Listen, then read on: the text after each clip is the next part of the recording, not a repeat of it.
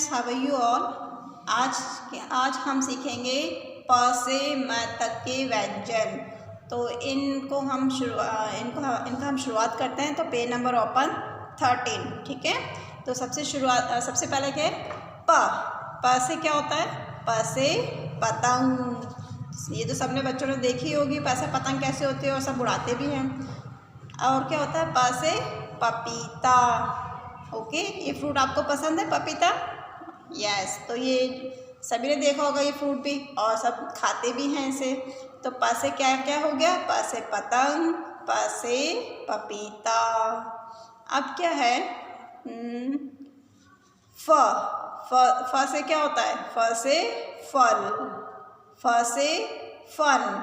अब देख रहे होंगे बच्चे, सोच रहे होंगे कि ये तो सांप है, ठीक है ना। लेकिन फन क्या बोलते हैं, जो ये फन, ये इसका जो ये है, ये इसके फन कहलाते हैं। मतलब जब वो एकदम से ऊपर की ओर उठता है तो फन फैलाता हुआ उठता है, ठीक है। अब है फ के बाद क्या आता है, ब से बतख, ब से बंदर। बंदर को कौन सा फ्रूट पसंद है, केला। तो इस तरह से जो बंदर का अपने मदारी जब अपने साथ बंदर भी लेके आता है, उसका खेल भी, उसके करतब भी आपने देखे होंगे। तो ये ब से क्या क्या हो गया, ब से बतख, ब से बंदर, ठीक है बच्चों। अब ब से बतख और बंदर के बाद हम सीखेंगे ब के बाद क्या आता है, भ से भगत। तो आपने मंदिरों में देखे होंगे भगत जो पूजा पाठ का काम करते हैं, अधिकतर ये भगत होते हैं जो भगवान से प्रार्थना करते हैं, पूजा अर्चना करते हैं। और भ से क्या होता है, भालू। आप चिड़ियाघर गए, चिड़ियाघर में देखा होगा आपने, भ से भालू, भालू कैसा होता है, ठीक है।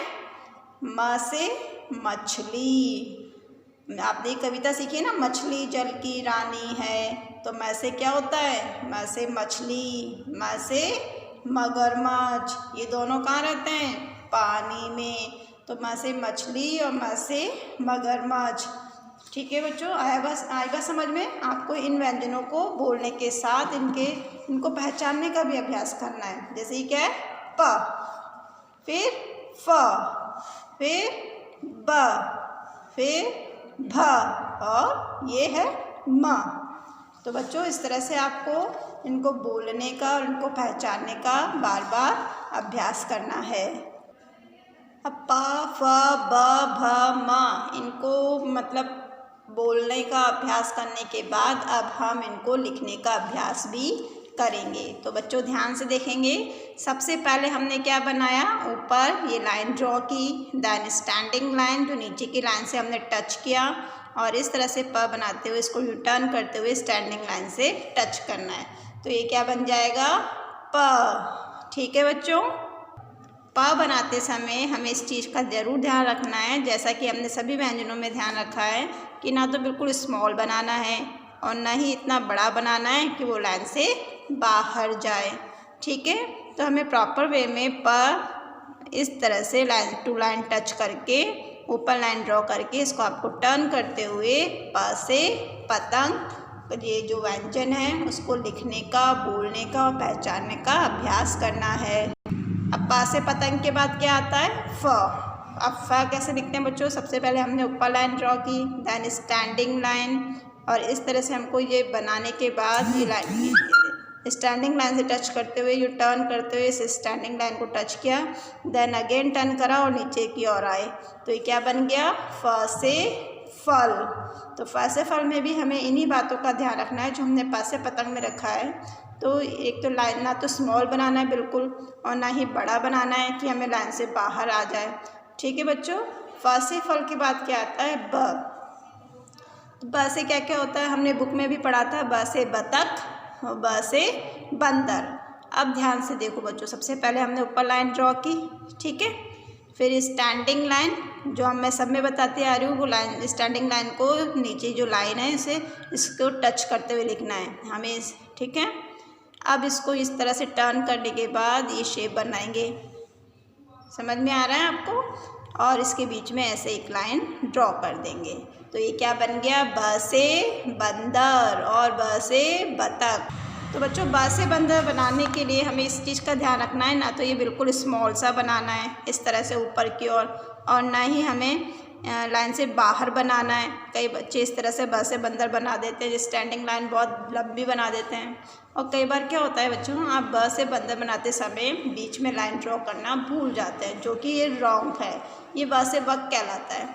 हमें ध्यान से लिखते हुए ब से बंदर में ऐसे ये लाइन जो है थोड़ी तिरछी इस तरह से लाइन ड्रॉ करनी है, तब ये प्रॉपर वे में ब से बंदर बन जाएगा। अब ब से बंदर के बाद हम सीखेंगे भ से भालू। अब भ से भालू बनाते समय सबसे पहले हमने क्या किया, ये लाइन ड्रॉ की, दैन स्टैंडिंग लाइन, फिर हमने इसको स्मॉल सा सर्कल बनाते हुए इसको यूँ टर्न करते हुए स्टैंडिंग लाइन से मैच कर दिया। तो ये क्या बन गया, भ से भालू। ठीक है बच्चों, आ रहा है समझ में आपको। अब भ से भालू बनाते समय हमें किस चीज़ का ध्यान रखना है, देखो सबसे पहले हमने ये लाइन ड्रॉ की, दैन स्टैंडिंग लाइन, और इस तरह से यू स्मॉल सा सर्कल बनाते हुए यू टर्न करते हुए इस स्टैंडिंग लाइन से टच करना है। ना तो ज़्यादा छोटा बनाना है ना ज़्यादा बड़ा बनाना है। ठीक है बच्चों, इस तरह से भ से भालू लिखने का अभ्यास करना है। अब है भ से भालू के बाद में म से मछली। म से मछली में भी हमने सबसे पहले ऊपर लाइन ड्रॉ की और फिर स्टैंडिंग लाइन, और फिर ऊपर से स्टैंडिंग लाइन करते हुए उसे टर्न करना है और फिर स्टैंडिंग लाइन से टच करना है। तो ये क्या बन गया, म से मछली और म से मगर।